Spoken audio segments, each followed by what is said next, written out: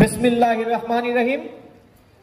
শহীদ রাষ্ট্রপতি জিয়াউর রহমানের ৪৩তম শাহাদাত বার্ষিকীর আলোচনা সভার সম্মানিত সভাপতি, আমাদের গাজীপুর জেলা বিএনপির অভিভাবক জনাব ফজলুল হক মিলন, আরো উপস্থিত আছেন বাংলাদেশ জাতীয়তাবাদী দল বিএনপির সম্মানিত ভাইস চেয়ারম্যান আমাদের মুরব্বী জনাব শামসুজ্জামান দুদু সহ জাতীয় নির্বাহী কমিটির সদস্যবৃন্দ, গাজীপুর জেলা বিএনপির সদস্যবৃন্দ, জেলা ছাত্রদল, যুবদল, স্বেচ্ছাসেবক দল সহ সকল অঙ্গ শহরের নেতৃবৃন্দ, আপনাদের সকলকে আসসালামু আলাইকুম।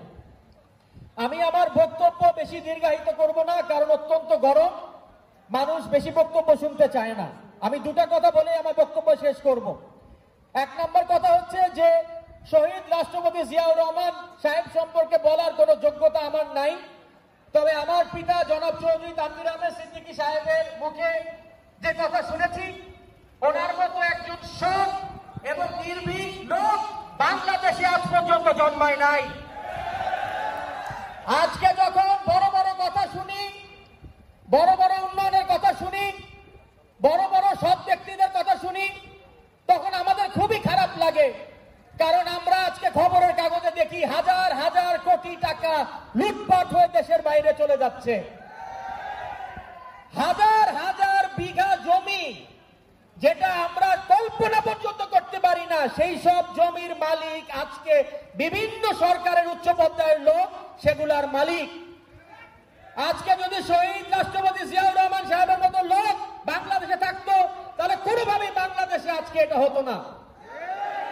আর একটা কথা আমি বলতে চাই, আমরা প্রতি বছরই এই একটা দিনে আমাদের নেতা শহীদ রাষ্ট্রপতি জিয়াউর রহমান সাহেবের কথা মনে পড়ি। এটা ঠিক না। এইভাবে আমরা ওনার স্মৃতি কোনোভাবে ভবিষ্যতে যারা আমাদের এই বাংলাদেশে আছে তাদের কাছে তার কথা বলতে হবে। আমাদের পাড়ায় পাড়ায় যেতে হবে, স্কুলে স্কুলে যেতে হবে, কলেজে কলেজে যেতে হবে, শহীদ রাষ্ট্রপতি জিয়াউর রহমান সাহেবের পক্ষের কথা বলতে হবে। উনি কে ছিলেন আমাকে বলতে হবে। শহীদ রাষ্ট্রপতি জিয়াউর রহমান সাহেব যদি না থাকতেন, আজকে বাংলাদেশ বলে বাংলাদেশ হতো না, এটা বলতে হবে।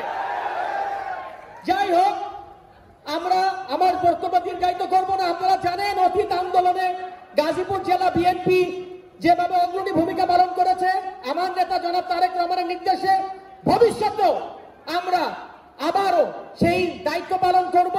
সবাই ভালো থাকেন, সুস্থ থাকেন। খোদা হাফেজ, জিন্দাবাদ। শহীদ জিয়া অমর, খালেদা জিয়া জিন্দাবাদ, তারেক রহমান জিন্দাবাদ। আসসালামু আলাইকুম।